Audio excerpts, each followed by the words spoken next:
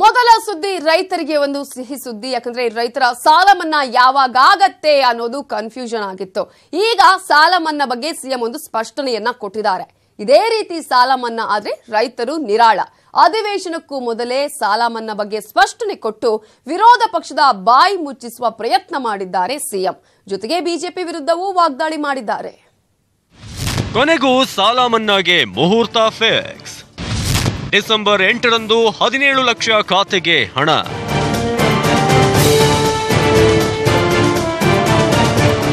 ರಾಜ್ಯ ಸರ್ಕಾರ ಅಸ್ತಿತ್ವಕ್ಕೆ ಬಂದ ಬಳಿಕ ಸಾಲ ಮನ್ನಾ ಬಗ್ಗೆ ಹಗ್ಗಜಗ್ಗಾಟ ನಡೆಯುತ್ತಲೇ ಇತ್ತು.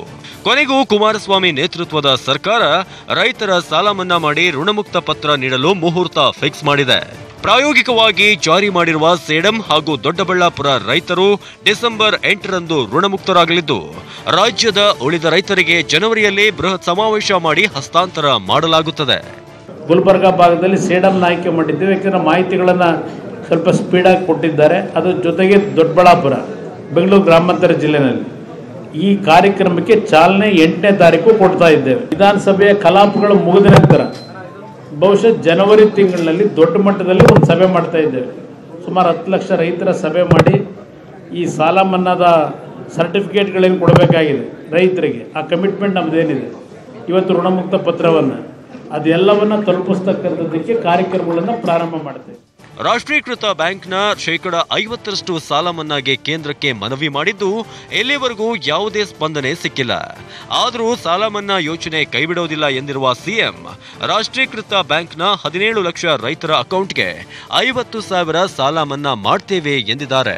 ನಾನೀಗಾಗಲೇ 2 ಬಾರಿ ಹೋದಾಗ ಕಮರ್ಷಿಯಲ್ ಬ್ಯಾಂಕು, ಸಹಕಾರಿ ಬ್ಯಾಂಕಿನ ಸಾಲ ಮನ್ನಾ ಏನಿದೆ 50% ಕೇಂದ್ರ ಸರ್ಕಾರವು ಹೊರೆ ಹೊತ್ಕೋಬೇಕು ಅಂತಕ್ಕಂಥ ನಾನೀಗಾಗಲೇ ಅವ್ರಿಗೆ ಮನವಿ ಕೊಟ್ಟಿದ್ದೀನಿ. ಅದ್ರ ಬಗ್ಗೆನೂ ಹೇಳಿದ್ದೀವಿ, ರಿಕ್ವೆಸ್ಟ್ ಮಾಡಿ ಅಂತ ಹೇಳಿ.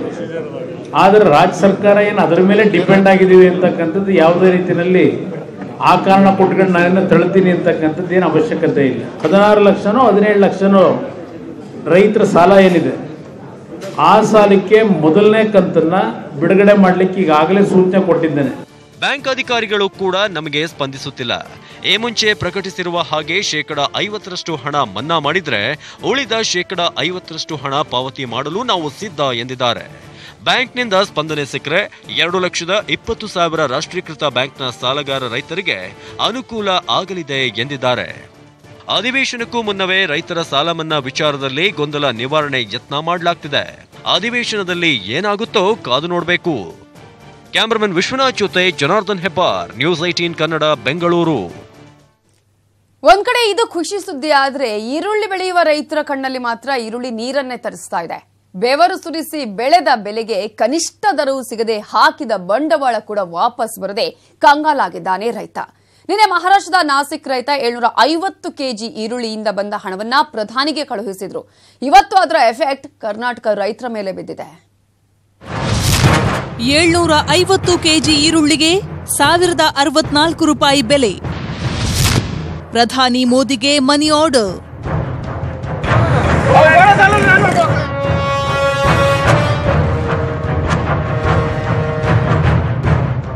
ಮಹಾರಾಷ್ಟ್ರದ ನಾಸಿಕ್ನಲ್ಲಿ ನಿನ್ನೆ ಈರುಳ್ಳಿ ಬೆಲೆ ತೀವ್ರ ಕುಸಿತ ಕಂಡಿದ್ದು 1 ಕೆಜಿ ಈರುಳ್ಳಿ 1 ರೂಪಾಯಿ 40 ಪೈಸೆ ಅಷ್ಟೇ ಬೆಲೆ ಸಿಕ್ಕಿತ್ತು. ಇದರಿಂದ 750 ಕೆಜಿ ಈರುಳ್ಳಿಗೆ 1064 ರೂಪಾಯಿ ಮಾತ್ರ ಸಿಕ್ಕಿತ್ತು. ಕುಪಿತಗೊಂಡ ರೈತ ಸಂಜಯ್ ಸಾಠೆ ಹಣವನ್ನ ಪ್ರಧಾನಿ ಪರಿಹಾರ ನಿಧಿಗೆ ರವಾನೆ ಮಾಡಿದ್ರು. ಅಲ್ಲಿನ ಎಫೆಕ್ಟ್ ಇವತ್ತು ಕರ್ನಾಟಕದ ಮೇಲಾಗಿದೆ. ಮಹಾರಾಷ್ಟ್ರದಲ್ಲಿ ಮಳೆ ಇಲ್ಲ, ಬೆಲೆ ಸಿಗುತ್ತೆ ಅನ್ನೋ ಕಾರಣಕ್ಕೆ ರೈತರು ಇಲ್ಲಿಟ್ಟರು. ಮಹಾರಾಷ್ಟ್ರದಲ್ಲಿ ಹಳೆ ಈರುಳ್ಳಿ, ಹೋದ ವರ್ಷದ ಈರುಳ್ಳಿ ಇನ್ನೂ ಇದೆ, ಅದು ಜನವರಿವರೆಗೂ ಬರ್ತಾ ಇದೆ. ಕಳೆದ ವರ್ಷ ಬೆಳೆದಂಥ ಈರುಳ್ಳಿ ಮುಂದಿನ ಜನವರೆಗೂ ಬರ್ತಾ ಇದೆ. ಅದು 300-400 ರೂಪಾಯಿ ಚೀಲ ಮಾರಾಟ ಆಗ್ತಾ ಇದೆ. ಇವತ್ತು ಬೆಂಗಳೂರಿನ ಮಾರುಕಟ್ಟೆಯಲ್ಲಿ 1 ಕೆಜಿ ಈರುಳ್ಳಿ ಬೆಲೆ 3 ರಿಂದ 13 ರೂಪಾಯಿ ತನಕ ಇತ್ತು. 1 ಮೂಟೆ ಈರುಳ್ಳಿಯನ್ನ ಬೆಂಗಳೂರಿನ ಮಾರುಕಟ್ಟೆಗೆ ತರೋಕೆ 100 ರೂಪಾಯಿ ಖರ್ಚಾಗುತ್ತೆ. ಬೆಳೆದ ಹಣವು ಬರ್ತಿಲ್ಲ ಅಂತ ರೈತರು ಅಲವತ್ತುಕೊಳ್ತಾ ಇದ್ದಾರೆ. 2 ಎಕರೆ 20 ಗುಂಟೆ ಈರುಳ್ಳಿ ಬೆಳೆದಿದ್ದೇವೆ. 200 ಬ್ಯಾಗ್ ಬಂದಿದೆ. ಬೆಲೆ ಬಂದು ಇಳುವರಿ ಬಂದಿದೆ, ಬೆಲೆ ಸಿಗ್ತಾ ಇಲ್ಲ ರೈತರಿಗೆ. ಒಂದು ಬ್ಯಾಗಿಗೆ ಇಲ್ಲಿ ಬರೋಕ್ಕೆ ಬೆಂಗಳೂರಿಗೆ 100 ರೂಪಾಯಿ ಬೀಳ್ತಿತ್ತೆ ಒಂದು ಖರ್ಚು. ಇಲ್ಲಿ 100 ರೂಪಾಯಿ 50 ರೂಪಾಯಿ ಬ್ಯಾಗ್ ಕೊಟ್ಟಿದ್ದೀವಿ. ರೈತರಿಂದ ಚಿಲ್ಲರೆ ಕಾಸಿಗೆ ಈರುಳ್ಳಿ ಖರೀದಿ ಮಾಡಿದ್ರೂ ಗ್ರಾಹಕರಿಗೆ ಮಾತ್ರ ದರ ಬಿಸಿ ತಪ್ಪಿಲ್ಲ. ಬರೋಬ್ಬರಿ 18 ರಿಂದ 20 ರೂಪಾಯಿಗೆ ಮಾರಾಟ ಮಾಡಲಾಗ್ತಿದೆ. ಮಧ್ಯವರ್ತಿಗಳು ಮಾತ್ರ ಜೇಬು ತುಂಬಿಸ್ಕೊಳ್ತಾ ಇದ್ದಾರೆ. ರೈತ ಬೆಳೆದಂಥ ರೈತನಿಗೆ ಇದು 2 ರೂಪಾಯಿ 3 ರೂಪಾಯಿ 1 ರೂಪಾಯಿ ಕೊಡ್ತಾರೆ. ಅದು ಯಾವ ರೀತಿಯ ನ್ಯಾಯ? ಅದಕ್ಕೇ ನಾವು ಹೇಳೋದಂದರೆ ಈ ನಮ್ಮ ಸರ್ಕಾರಕ್ಕೆ ನೀವು ಈ ಒಂದು ದಳ್ಳಾಳಿಗಳನ್ನೇ ಒಂದು ನಿರ್ಮೂಲನ ಮಾಡಿ ಅವರೇ ಬಂದು ಈ ನಮ್ಮ ರೈತರುಗಳನ್ನೇ ಬಂದು ಅವ್ರು ಬೆಳೆದಂತಹ ಒಂದು ಬೆಳೆಗೆ ಒಂದು ಬೆಲೆ ಕಟ್ಟಿ ಈ ಒಂದು ಮಾರಾಟ ಮಾಡಿದ್ರೆ ಅದು ಬಹಳ ಒಳ್ಳೆ ರೀತಿಯಾಗಿದೆ. ನಮ್ಮ ರಾಜ್ಯದ ಈರುಳ್ಳಿಯನ್ನ ಹೆಚ್ಚು ದಿನ ಶೇಖರಣೆ ಮಾಡಿಕೊಳ್ಳಲು ಅವಕಾಶವಿಲ್ಲ. ಇದರ ಜೊತೆಗೆ ನೆರೆ ರಾಜ್ಯದ ಈರುಳ್ಳಿ ಮಾರುಕಟ್ಟೆಗೆ ಲಗ್ಗೆ ಹಾಕಿರೋದು ರೈತರ ಬದುಕನ್ನ ಬರಡಾಗಿಸಿದೆ. ಸೌಮ್ಯ ಕಳಸ, ಮೆಟ್ರೋ ಬ್ಯೂರೋ, ನ್ಯೂಸ್ 18 ಕನ್ನಡ. ಮಧ್ಯವರ್ತಿಗಳ ಹಾವಳಿಯನ್ನ ಕಡಿಮೆ ಮಾಡುವಂತಹ ನಿಟ್ಟಿನಲ್ಲಿ ಸರ್ಕಾರ ಏನಾದರೂ ಕ್ರಮವನ್ನ ಕೈಗೊಳ್ಳುತ್ತಾ ಮತ್ತೆ ಈರುಳ್ಳಿ ಬೆಳೆಗಾರರಿಗೆ ಸಿಹಿ ಸುದ್ದಿಯನ್ನ ಕೊಡುತ್ತಾ ಸರ್ಕಾರ ನೋಡೋಣ. ರಾಜ್ಯ ಸರ್ಕಾರಕ್ಕೆ ಆಪರೇಷನ್ ಕಮಲದ ಭೀತಿ ಮಾತ್ರ ಕಡಿಮೆ ಆಗುವ ಲಕ್ಷಣಗಳೇ ಕಾಣ್ತಾ ಇಲ್ಲ. ನಿನ್ನೆ ಆಡಿಯೋ ಬಿಡುಗಡೆ ಆದ ಬಳಿಕ ಇವತ್ತು ಪರ ವಿರೋಧ ವಾಗ್ದಾಳಿಗಳು ನಡೆದಿದ್ದು ಕಾಂಗ್ರೆಸ್ ಕಾನೂನು ಹೋರಾಟಕ್ಕೂ ಮುಂದಾಗಿದೆ.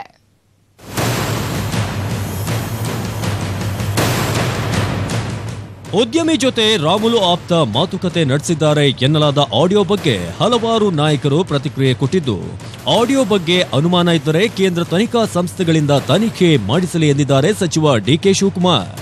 ಜೊತೆಗೆ ಆಪರೇಷನ್ ಕಮಲ ಮಾಡ್ತಿಲ್ಲ ಅಂದ್ರೆ ಜಿಂದಾಲ್ ಆಸ್ಪತ್ರೆಯಲ್ಲಿ ರೆಡ್ಡಿ ಸುಧಾಕರ್ ಅವರನ್ನ ಯಾಕೆ ಮೀಟ್ ಮಾಡಿದ್ರು ಅಂತ ಪ್ರಶ್ನಿಸಿದ್ದಾರೆ. ನಿನ್ನೆ ಜನಾರ್ದನ್ ರೆಡ್ಡಿ ಅವರು ಯಾವ ಜಿಂದಾಲ್ ಹಾಸ್ಪಿಟಲ್ಗೆ, ಜಿಂದಾಲ್ ಆಯುರ್ವೇದಿಕ್ ಕೇಂದ್ರಕ್ಕೆ ಹೋಗಿ ಯಾರನ್ನ ಭೇಟಿ ಮಾಡಿದ್ರು, ಏತಕ್ಕೆ ಭೇಟಿ ಮಾಡಿದ್ರು, ಏನು ಅವ್ರ ಮೇಲೆ ಒತ್ತಡ ಹೇರಿದ್ರು ಅನ್ನೋದು ಅವ್ರು ಕೇಳಿ. ಯಾರು ಒಬ್ಬ ಕೂಡ ಶಾಸಕರು ಹೋಗುದಿಲ್ಲ. ಇದಕ್ಕೆ ಬಳ್ಳಾರಿಯಲ್ಲಿ ರಿಯಾಕ್ಟ್ ಮಾಡಿರೋ ಶ್ರೀರಾಮುಲು ಆಪರೇಷನ್ ಮಾಡೋದಿದ್ರೆ ಹೇಳ್ಬಿಟ್ಟೆ ಮಾಡ್ತೀವಿ ಎಂದಿದ್ದಾರೆ.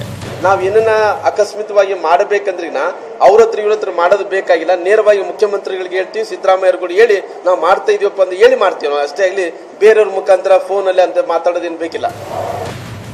ಸಂಪುಟ ವಿಸ್ತರಣೆ ಆದ ಬಳಿಕ ಸರ್ಕಾರ ಬೀಳುತ್ತೆ ಅಂತ ಬಿಜೆಪಿಯ ಮುಖಂಡ ಕೆಎಸ್ ಈಶ್ವರಪ್ಪ ರಾಯಚೂರಿನಲ್ಲಿ ಭವಿಷ್ಯ ಹೇಳಿದ್ದಾರೆ. ಯಾರು ಬಿಜೆಪಿ ಜೊತೆ ಬರ್ತೀನಿ ಅಂತ ಕಾಂಗ್ರೆಸ್ನವರು ಜೆಡಿಎಸ್ನವ್ರು ಹೇಳಿದ್ರೆ ಕರ್ಕೋತೀವಿ. 10ನೇ ತಾರೀಕಿಗೆ ಸರ್ಕಾರ ಬೀಳುತ್ತೆ. ನಾನು ಡೇಟ್ ಹೇಳಲ್ಲ, ನೀವು 11ನೇ ತಾರೀಕು ಮತ್ತೆ ಕೇಳ್ತೀರಿ. 10 ಹೇಳಿದ್ರಿ, ಯಾಕೆ ಬಂದಿಲ್ಲ? ಅದಕ್ಕೋಸ್ಕರ ಹೇಳ್ತಿರೋದು, ಯಾವಾಗ ಬೀಳ್ಬೇಕು ಅವಾಗ ಬೀಳುತ್ತೆ, ಖಂಡಿತ ಬೀಳುತ್ತೆ. ಇತ್ತ ಬೆಂಗಳೂರಿನಲ್ಲಿ ಅತೃಪ್ತರು ರಾಜೀನಾಮೆ ಕೊಟ್ರೆ ಬಿಜೆಪಿ ಹೊಣೆಯಲ್ಲ ಅಂತ ಬಿಎಸ್ವೈ ಪುತ್ರ ಹೇಳಿದ್ರೆ, ಹಾವೇರಿಯಲ್ಲಿ ಕೋಟ ಶ್ರೀನಿವಾಸ ಪೂಜಾರಿ ನಾವೇನು ಸನ್ಯಾಸಿಗಳಲ್ಲ, ಸರ್ಕಾರ ರಚನೆ ಮಾಡ್ತೇವೆ ಎಂದಿದ್ದಾರೆ. ಎಷ್ಟು ಜನ ಶಾಸಕರು ಅತೃಪ್ತ ಆಗಿದಾರೋ ಅಥವಾ ಯಾವ ಮಟ್ಟಕ್ಕೆ ಹೋಗುತ್ತೋ ನಮಗಂತೂ ಅದ್ರ ಬಗ್ಗೆ ಕಲ್ಪನೆ ಇಲ್ಲ. ಬಹುಶಃ ಒಂದು ಪಕ್ಷ ಬರುವಂಥ ದಿನಗಳಲ್ಲಿ ಅವರ ಪಕ್ಷ ಶಾಸಕರುಗಳು ಅವರೇ ಇದು ಬೇಡಪ್ಪ, ಇದು ನಮ್ಮ ಶಾಸಕತ್ವ ಇದ್ರೂ ಉಪಯೋಗ ಇಲ್ಲ ಅಂತೇಳಿ ಅವರೇನೋ ರಾಜೀನಾಮೆ ಕೊಟ್ಟರೆ ಭಾರತೀಯ ಜನತಾ ಪಾರ್ಟಿ ಹೊಣೆ ಆಗಕ್ಕೆ ಸಾಧ್ಯ ಆಗೋಲ್ಲ. ಅಲ್ಲ ರೀ, ಪ್ರಯತ್ನ ನಾವು ರಾಜಕಾರಣಿಗಳು ಸನ್ಯಾಸಿಗಳಲ್ಲ.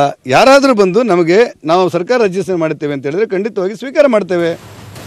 ಇತ್ತ ಕಾಂಗ್ರೆಸ್ ಹೈಕಮಾಂಡ್ ಸೂಚನೆಯಂತೆ ಇಂದು ಪೊಲೀಸ್ ಆಯುಕ್ತರಿಗೆ ದೂರು ಸಲ್ಲಿಕೆಯಾಗಿದ್ದು ಆಡಿಯೋ ಲೀಕ್ ಬಗ್ಗೆ ಸೂಕ್ತ ತನಿಖೆಗೆ ಆಗ್ರಹಿಸಿದ್ದಾರೆ. ಸೊ ಇವತ್ತು ನಾವು ಸನ್ಮಾನ್ಯ ಪೊಲೀಸ್ ಆಯುಕ್ತರಿಗೆ ಒಂದು ಕಂಪ್ಲೇಂಟನ್ನು ಕೊಟ್ಟಿದ್ದೇವೆ. ಶ್ರೀರಾಮುಲು ಅವರ ಆಪ್ತರು ದುಬೈಯಲ್ಲಿ ಯಾವ ಮನುಷ್ಯನಿಗೆ ಮಾತಾಡಿದ್ದಾರೆ, ದುಬೈಯಿಂದ ಹಣವನ್ನು ಅಲ್ಲಿಂದ ಯಾವ ರೀತಿಯಿಂದ ತರಕ್ಕೆ ಅವರು ಪ್ಲಾನ್ ಮಾಡಿದ್ದಾರೆ, ಮತ್ತೆ ಯಾರ್ದು ಹಣ ಅದು. ಒಟ್ಟಾರೆ ಆಪರೇಷನ್ ಆಡಿಯೋ ರಾಜಕಾರಣದಲ್ಲಿ ತಲ್ಲಣ ಮೂಡಿಸಿದ್ದು ಯಾವ ಹಂತಕ್ಕೆ ಬಂದು ನಿಲ್ಲಲಿದೆ ಕಾದು ನೋಡಬೇಕು. Bureau report, news 18 Kannada. ಇನ್ನು ರಾಜ್ಯ ಸರ್ಕಾರ ಕ್ಯಾಬಿನೆಟ್ ವಿಸ್ತರಣೆ ಮಾಡ್ತೇವೆ ಅಂತ ಹೇಳ್ತಾನೆ ಬಂದಿದ್ದು, ವಿಸ್ತರಣೆ ಮಾತ್ರ ಆಗ್ಲಿಲ್ಲ ಇಲ್ಲಿವರೆಗೂ ಕೂಡ. ಆಕಾಂಕ್ಷಿಗಳು ಮಾತ್ರ ಆಸೆಗಳಿಂದ ನೋಡೋದು ಕೂಡ ತಪ್ಪಲಿಲ್ಲ. ಆದ್ರೆ ಈಗ ಫೈನಲ್ ಸ್ಟೇಜ್ ತಲುಪಿದ್ದು, ವಿಸ್ತರಣೆ ಮಾಡಿದ್ರೆ ಏನಾಗತ್ತೆ, ಮಾಡದಿದ್ರೆ ಏನಾಗತ್ತೆ ಅನ್ನೋ ಬಗ್ಗೆ ನಾಳೆ ಚರ್ಚೆ ನಡೆಯಲಿದೆ. ಕ್ಯಾಬಿನೆಟ್ ವಿಸ್ತರಣೆ ಬೇಕಾ ಬೇಡವಾ ಚರ್ಚೆ. ಕಾಂಗ್ರೆಸ್ ನಾಯಕರ ಜೊತೆ ವೇಣು ಸಭೆ. ಬೆಳಗಾವಿ ಅಧಿವೇಶನಕ್ಕೂ ಮುನ್ನವೇ ಸಂಪುಟ ವಿಸ್ತರಣೆ ಮಾಡಬೇಕು ಅನ್ನೋ ಕೂಗು ಕಾಂಗ್ರೆಸ್ನಲ್ಲಿ ಜೋರಾಗಿದ್ದು, ತಣ್ಣಗಿದ್ದ ಕಾಂಗ್ರೆಸ್ ನಾಯಕರು ಬಿಸಿಯಾಗಿದ್ದಾರೆ. ಕಾಂಗ್ರೆಸ್ ರಾಜ್ಯ ಉಸ್ತುವಾರಿ ವೇಣುಗೋಪಾಲ್ ಹಿರಿಯ ಕಾಂಗ್ರೆಸ್ ನಾಯಕರ ಸಭೆ ಕರೆದಿದ್ದಾರೆ. ಕ್ಯಾಬಿನೆಟ್ ವಿಸ್ತರಣೆಯಿಂದ ಆಗಬಹುದಾದ ಆಗು ಹೋಗುಗಳ ಬಗ್ಗೆ ಚರ್ಚೆ ನಡೆಸಲಿದ್ದಾರೆ. ಇನ್ನು ಸಂಜೆ 5ಕ್ಕೆ ಸಮನ್ವಯ ಸಮಿತಿ ಸಭೆ ನಡೆಯಲಿದ್ದು, ರಾಜ್ಯ ಸರ್ಕಾರದ ನಡುವೆ ಇರುವ ಗೊಂದಲಗಳ ಬಗ್ಗೆ ಮಾಜಿ ಸಿಎಂ ಸಿದ್ದರಾಮಯ್ಯ ನೇತೃತ್ವದಲ್ಲಿ ಸಭೆ ನಡೆಯಲಿದ್ದು, ಸಂಪುಟ ವಿಸ್ತರಣೆ ಆಪರೇಷನ್ ಕಮಲ, ಬೆಳಗಾವಿ ಅಧಿವೇಶನದ ಬಗ್ಗೆ ಚರ್ಚೆ ನಡೆಯಲಿದೆ. ಇನ್ನು ಖಾಸಗಿ ಹೋಟೆಲ್ನಲ್ಲಿ ಜೆಡಿಎಸ್ ಶಾಸಕಾಂಗ ಸಭೆ ನಡೆದಿದ್ದು, ಅಧಿವೇಶನ, ಆಪರೇಷನ್ ಕಮಲ, ಸಚಿವ ಸಂಪುಟ ವಿಸ್ತರಣೆ, ನಿಗಮ ಮಂಡಳಿಗಳಿಗೆ ನೇಮಕ, ಇಲಾಖಾವಾರು ಸಚಿವರ ಕಾರ್ಯವೈಖರಿ ಬಗ್ಗೆ ಚರ್ಚೆ ನಡೆಸಲಾಗಿದ್ದು, ವಿರೋಧ ಪಕ್ಷದ ಪ್ರಶ್ನೆಗೆ ದಿಟ್ಟ ಉತ್ತರ ಕೊಡುವಂತೆ ಸೂಚಿಸಲಾಗಿದೆ. ಚಿದಾನಂದ ಪಟೇಲ್ ಜೊತೆ Krishna, political bureau, news 18 Kannada. ಸಚಿವ ಸಂಪುಟ ವಿಸ್ತರಣೆ ಮತ್ತು ಆಪರೇಷನ್ ಕಮಲದ ಭೀತಿಯ ನಡುವೆ ಕಾಂಗ್ರೆಸ್ ಪಕ್ಷದಲ್ಲಿ ಭಿನ್ನಮತ ಮತ್ತೆ ಶುರುವಾಗಿದೆ. ಕೋಲಾರ ಜಿಲ್ಲೆ ಮುಳಬಾಗಿಲು ಪಕ್ಷೇತರ ಶಾಸಕ ನಾಗೇಶ್ ಸಚಿವ ಸ್ಥಾನಕ್ಕಾಗಿ ಆಗ್ರಹಿಸಿದ್ದಾರೆ. ಇಲ್ದಿದ್ರೆ ನಮ್ ದಾರಿ ನಮ್ದು ಅಂತ ಟಾಂಗ್ ಕೊಟ್ಟಿದ್ದಾರೆ. ಇನ್ನು ಮಾಜಿ ಶಾಸಕ ಕೊತ್ನೂರು ಮಂಜುನಾಥ್ ಮಾತನಾಡಿ, ಊಟ ಹಾಕಿಸ್ತೀವಿ ಅಂತ ಕರೆದು ಅನ್ನ ಸಾಂಬಾರ್ ಕೂಡ ಕೊಟ್ಟಿಲ್ಲ, ಕಾಂಗ್ರೆಸ್ ಪಕ್ಷ ನಮ್ಮನ್ನ ಯಾಮಾರಿಸಿದೆ ಅಂತ ದೂರಿದ್ದಾರೆ.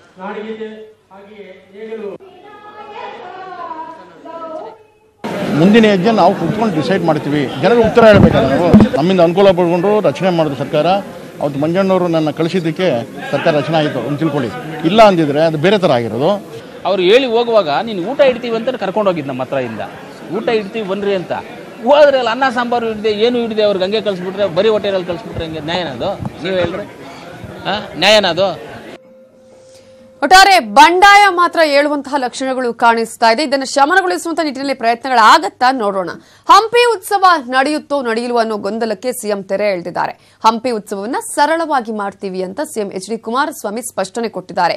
ಉತ್ಸವ ಮಾಡಲ್ಲ ಅಂತ ಸರ್ಕಾರದಿಂದ ಆದೇಶ ಹೊರಡಿಸಿಲ್ಲ. ಭಿಕ್ಷೆ ಬೇಡಿ ಮಾಡ್ತೀನಿ ಅನ್ನೋರು ಬಳ್ಳಾರಿ ಹೇಗ್ ಲೂಟಿ ಮಾಡಿದ್ರು ಅನ್ನೋದೂ ಗೊತ್ತಿದೆ ಅಂತ ಜನಾರ್ದನ ರೆಡ್ಡಿ ಹಾಗೂ ಶ್ರೀರಾಮುಲುಗೆ ಟಾಂಗ್ ಕೊಟ್ಟಿದ್ದಾರೆ. ಮುಂದಿನ ಸುದ್ದಿ, ಕಲಿಯುಗ ಕರ್ಣ ರೆಬಲ್ ಸ್ಟಾರ್ ಅಂಬರೀಶ್ ಇವತ್ತಿಗೆ ನಿಧನರಾಗಿ 11 ದಿನ. ಈ ಹಿನ್ನೆಲೆಯಲ್ಲಿ ಅವರ ಪುಣ್ಯತಿಥಿ ಕಾರ್ಯವನ್ನು ನೆರವೇರಿಸಲಾಯಿತು. 11 ದಿನದ ತಿಥಿ ಕಾರ್ಯವನ್ನು ಬೆಂಗಳೂರಿನ ಕಂಠೀರವ ಸ್ಟುಡಿಯೋದಲ್ಲೇ ಅಲ್ಲದೆ ರಾಜ್ಯದ ಹಲವು ಕಡೆ ಮಾಡಲಾಯಿತು. ಅಂಬೆ ಅಭಿಮಾನಿಗಳು ಕನ್ವರ್ಲಾರ್ನ ತಿಥಿ ಕಾರ್ಯವನ್ನು ಮಾಡಿ ಶ್ರದ್ಧಾಂಜಲಿ ಸಲ್ಲಿಸಿದರು.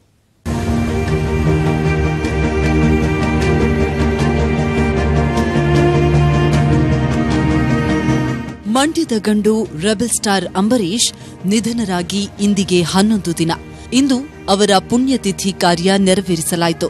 ಬೆಂಗಳೂರಿನ ಕಂಠೀರವ ಸ್ಟುಡಿಯೋದಲ್ಲಿನ ಅಂಬಿ ಸಮಾಧಿಗೆ ಕುಟುಂಬಸ್ಥರು ಪೂಜೆ ಸಲ್ಲಿಸಿದ್ರು. ಪತ್ನಿ ಸುಮಲತಾ, ಪುತ್ರ ಅಭಿಷೇಕ್ ಹಾಲು ತುಪ್ಪ ಬಿಟ್ರು.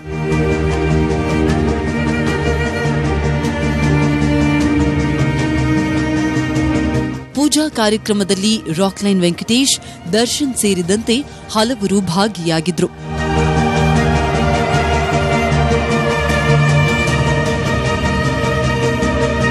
ಮಂಡ್ಯ, ಮದ್ದೂರು ಸೇರಿದಂತೆ ರಾಜ್ಯದ ಹಲವು ಭಾಗಗಳಿಂದ ಬಂದಿದ್ದ ಅಂಬಿ ಅಭಿಮಾನಿಗಳು ಸಮಾಧಿಗೆ ನಮಿಸಿದ್ರು.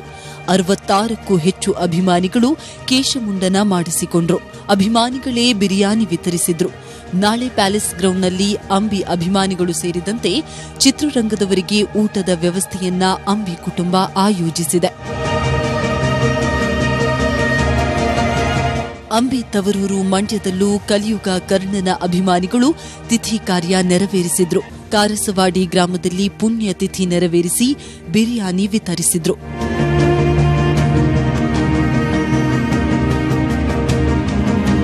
ಶ್ರೀರಂಗಪಟ್ಟಣದ ಬಲ್ಲೇನಹಳ್ಳಿಯಲ್ಲಿ ಒಕ್ಕಲಿಗ ಸಂಪ್ರದಾಯದಂತೆ ಪೂಜೆ ಮಾಡಿ ಅನ್ನದಾನ ಮಾಡಿದ್ರು.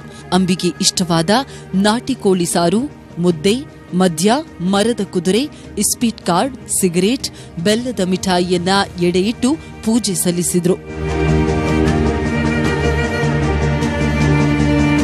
ಮೈಸೂರು, ಬಳ್ಳಾರಿಯಲ್ಲೂ ಅಂಬಿ ಅಭಿಮಾನಿಗಳು ರೆಬಲ್ ಸ್ಟಾರ್ ತಿಥಿ ಕಾರ್ಯ ಮಾಡಿ ಅಭಿಮಾನ ಮೆರೆದ್ರು.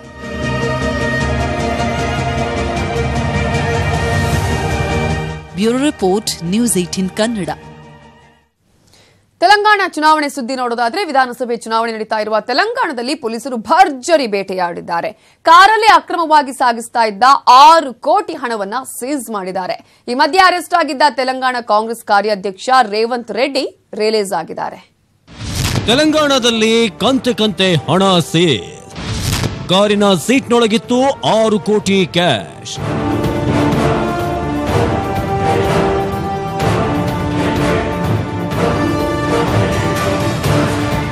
ಟೇಬಲ್ ಮೇಲೆ ಕಂತೆ ಹಣ, ಕಾರಿನ ಸೀಟ್ ನಡಿಯಲು ಗರಿ ನೋಟು.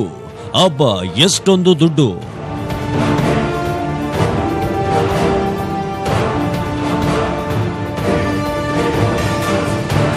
ತೆಲಂಗಾಣ ವಿಧಾನಸಭೆಗೆ ಡಿಸೆಂಬರ್ 7ರಂದು ಚುನಾವಣೆ ನಡೆಯಲಿದ್ದು ಚುನಾವಣಾ ಆಯೋಗ ಮತ್ತು ಪೊಲೀಸ್ ಇಲಾಖೆ ಹದ್ದಿನ ಕಣ್ಣಿಟ್ಟಿದೆ.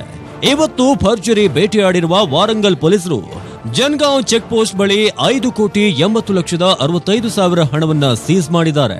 ಹಣದ ಜೊತೆಗೆ 3ರನ್ನ ಅರೆಸ್ಟ್ ಮಾಡಿದ್ದು 3 ಶಾಸಕರಿಗೆ ರವಾನೆಯಾಗ್ತಿತ್ತು ಎನ್ನಲಾಗ್ತಿದೆ. ಕೈ leader Revanth Reddy arrest release. ತೆಲಂಗಾಣದ ಕೋಸ್ಗಿ ಪ್ರದೇಶದಲ್ಲಿ ಕೆ ಚಂದ್ರಶೇಖರ್ ರಾವ್ ಪ್ರಚಾರ ಸಭೆ ಹಮ್ಮಿಕೊಂಡಿದ್ರು. ಈ ಸಭೆಗೆ ತೆಲಂಗಾಣ ಕಾಂಗ್ರೆಸ್ನ ಕಾರ್ಯಾಧ್ಯಕ್ಷ ರೇವಂತ್ ರೆಡ್ಡಿ ವಿರೋಧ ಮಾಡಿ ಬಂದ್ಗೆ ಕರೆ ಕೊಟ್ಟಿದ್ರು. ಹೀಗಾಗಿ ಮುಂಚಾನೆ ಪೊಲೀಸರು ಅರೆಸ್ಟ್ ಮಾಡಿದ್ರು. ಕೂಡಲೇ ರೇವಂತ್ ರೆಡ್ಡಿ ತೆಲಂಗಾಣ ಕೋರ್ಟ್ ಮೆಟ್ಟಿಲೇರಿದ್ರು. ಬಳಿಕ ಕೋರ್ಟ್ ಆದೇಶದಂತೆ ರೇವಂತ್ ರೆಡ್ಡಿ ಬಿಡುಗಡೆ ಮಾಡಲಾಯಿತು.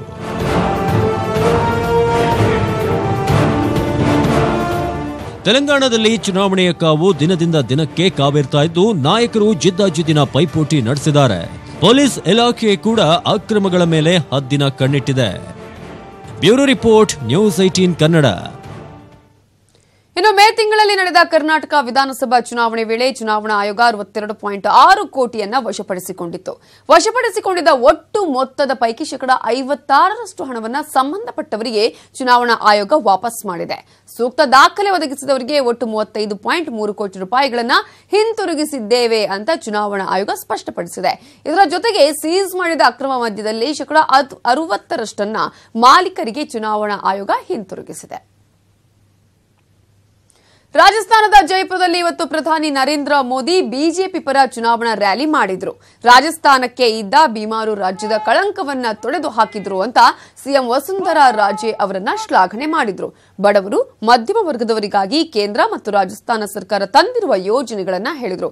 ಜೊತೆಗೆ ದೇಶ ಬಿಟ್ಟು ಓಡಿ ಹೋಗಿರುವ ಆರ್ಥಿಕ ಅಪರಾಧಿಗಳನ್ನ ವಾಪಸ್ ತರೋದು ಗ್ಯಾರಂಟಿ ಅಂತ ಭರವಸೆ ಕೊಟ್ಟರು. ಅನರ್ಹರಿಗೆ ಸಾಲ ನೀಡಿದ್ದಕ್ಕೆ ಯುಪಿಎ ಸರ್ಕಾರ ಕಾರಣ ಅಂತ ಹೇಳಿ ಇದೇ ವೇಳೆ ಆರೋಪವನ್ನ ಮಾಡಿದ್ರು. देश आजाद होने से 2008 तक जितना रुपया बैंकों से कर्ज दिया गया,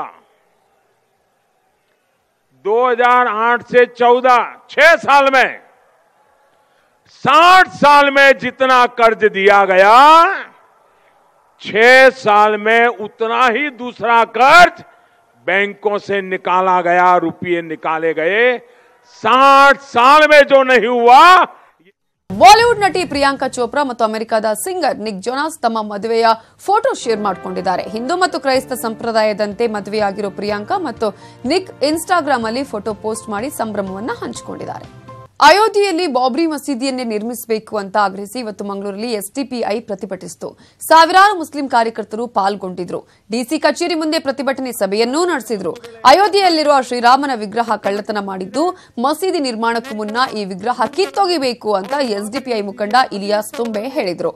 ಇನ್ನು ಅಯೋಧ್ಯೆಯಲ್ಲಿ ಮಸೀದಿ ಆಗದಿದ್ರೆ ಕೊರೆಗಾಂವ್ ಮಾದರಿ ಯುದ್ಧ ನಡೆಯುತ್ತೆ ಅಂತ ದಲಿತ ಮುಖಂಡ ಆನಂದ ಮಿತ್ತಬೈಲ್ ಎಚ್ಚರಿಕೆ ಕೊಟ್ಟಿದ್ದಾರೆ. ಅಯೋಧ್ಯೆಯಲ್ಲಿ ರಾಮ ಮಂದಿರಕ್ಕಾಗಿ 4 ಇಂಚಿನ ಇಟ್ಟಿಗೆ ಇಡೋಕೂ ಬಿಡಲ್ಲ ಅಂತ ಎಚ್ಚರಿಕೆ ಕೊಟ್ಟಿದ್ದಾರೆ. ಆದರೆ ಎಸ್ಡಿಪಿಐಗೆ ಬಿಜೆಪಿ ಶಾಸಕ ಬಸನಗೌಡ ಪಾಟೀಲ್ ಯತ್ನಾಳ್ ತಿರುಗೇಟು ಕೊಟ್ಟಿದ್ದಾರೆ. ಆನಂದ ಮಿತ್ತಬೈಲ್ ದೇಶದಲ್ಲಿ ಇಸ್ಲಾಂ ಏಜೆಂಟರಾಗಿ ದಲಿತರ ಹೆಸರಿನಿಂದ ರಾಜಕಾರಣ ಮಾಡ್ತಿದ್ದಾರೆ. ಅಂಬೇಡ್ಕರ್ ಎಂದೂ ಹಿಂದೂಗಳ ಭಾವನೆಗೆ ಧಕ್ಕೆ ತಂದಿಲ್ಲ. ಇಸ್ಲಾಂ ಧರ್ಮ ಸ್ವೀಕರಿಸುವ ಬೌದ್ಧ ಧರ್ಮ ಸ್ವೀಕರಿಸಿದ್ರು. ಅಂಬೇಡ್ಕರ್ ಅವರನ್ನ ದೇಶಭಕ್ತರು ಅಂತ ನಂಬ್ತಾರೆ ಅಂತ ಹೇಳಿದ್ದಾರೆ. ಯಾವುದೇ ಸುಪ್ರೀಂ ಕೋರ್ಟ್ನ ಗಣವೆತ್ತ ನ್ಯಾಯಮೂರ್ತಿಗಳನ್ನ ಒತ್ತಡದ ಮೇಲೆ ರಾಮ ಮಂದಿರಕ್ಕೆ ಪೂರಕವಾಗಿ ತೀರ್ಪು ಬಂದಂತ ಸಂದರ್ಭದಲ್ಲಿ ಯಾವುದೇ ಇನ್ನಿತರ ತೆರನಾದ ಯುದ್ಧ ನಡೆಯುವುದಿಲ್ಲ. ಆ ಯುದ್ಧ ನಡೆಯುವುದೇನಾದ್ರೆ ಕೊರೆಂಗಾವು ಯುದ್ಧದ ಸಂಗ್ರಾಮದಂತಿನ ಯುದ್ಧ ನಡೆಯಲಿಕ್ಕಿದೆ ಅಂತಕ್ಕಂಥದ್ದನ್ನ ಸ್ಪಷ್ಟ. ಉತ್ತರ ಪ್ರದೇಶದ ಬುಲಂದರ್ ಶೇರ್ನಲ್ಲಿ ನಿನ್ನೆ ನಡೆದ station house officer Subodh Kumar Singh ಹತ್ಯೆ ಪ್ರಕರಣದಲ್ಲಿ ಈವರೆಗೆ 4 ಜನರನ್ನ ಬಂಧಿಸಲಾಗಿದೆ. ಆದರೆ ಪ್ರಮುಖ ಆರೋಪಿಯಾಗಿರುವ ಬಜರಂಗ ದಳದ ಬುಲಂದ್ ಶೇರ್ ಜಿಲ್ಲಾಧ್ಯಕ್ಷ ಯೋಗೇಶ್ ರಾಜ್ ಎಸ್ಕೇಪ್ ಆಗಿದ್ದಾನೆ. ಇನ್ನೂ 27 ಜನ ಹಾಗೂ 60 ಅನಾಮಧೇಯ ವ್ಯಕ್ತಿಗಳ ವಿರುದ್ಧ ಎಫ್ಐಆರ್ ದಾಖಲಾಗಿದೆ. ಪ್ರಕರಣದ ತನಿಖೆಗೆ ವಿಶೇಷ ತನಿಖಾ ದಳ ರಚಿಸಲಾಗಿದೆ. ಮೃತ ಪೊಲೀಸ್ ಅಧಿಕಾರಿ ಕುಟುಂಬಕ್ಕೆ 50 ಲಕ್ಷ ರೂಪಾಯಿ ಪರಿಹಾರ ಮತ್ತು ಕುಟುಂಬದ ಒಬ್ಬ ಸದಸ್ಯರಿಗೆ ಉದ್ಯೋಗ ನೀಡುವುದಾಗಿ ಸಿಎಂ ಯೋಗಿ ಆದಿತ್ಯನಾಥ್ ಘೋಷಿಸಿದ್ದಾರೆ. ಸುಬೋಧ್ ಕುಮಾರ್ ಸಾವಿಗೆ ಪೊಲೀಸರು ಫೈರ್ ಮಾಡಿರುವ ಗುಂಡೇ ಕಾರಣ ಆಗಿರಬಹುದು ಅಂತ ಬಿಜೆಪಿ ಎಂಎಲ್ಎ ಸುರೇಂದ್ರ ಸಿಂಗ್ ಆರೋಪ ಮಾಡಿದ್ದಾರೆ.